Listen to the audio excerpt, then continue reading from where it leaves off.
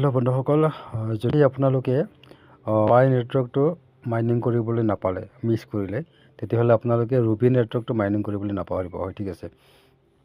এইটো হৈছে আপোনাৰ ৰুবি নেটৱৰ্ক। তো ৰুবি নেটৱৰ্কটো যদি আপোনালোকে যদি মাইনিং কৰা নাই, ইনষ্টল কৰা নাই, আজিয়ে ইনষ্টল কৰক। আজিয়ে ইনষ্টল কৰি এইটো যদি নেকি দেখা পাই আছে আপোনাৰ M-11, এইটো হ'ল ৰেফাৰেল কোড। সেই ৰেফাৰেল কোডটো দি পেলাই আপোনালোকে আজি মাইনিং কৰিবলৈ আৰম্ভ কৰক। কিয়নো আপোনালোকে দেখি পাইছে পাই যেতিয়া লঞ্চ হৈছিলে 280 ৰুপিছত লঞ্চ হৈছিলে, কিন্তু ঠিক আছে। যাৰ লগত 1000 আছিলে 2,80,000 পালে, যাৰ লগত 10,000 পাই আছিলে 28 লাখ পালে। ঠিক তেনেকৈ যদি আপোনালোকে যদি তেনেকৈ আৰ্নিং কৰিব নোৱাৰিলে পাই নেটৱৰ্কৰ পৰা, এই ৰুবি নেটৱৰ্কৰ পৰা কিন্তু আপোনালোকে মাইনিং কৰি আৰ্নিং কৰিব পাৰিব।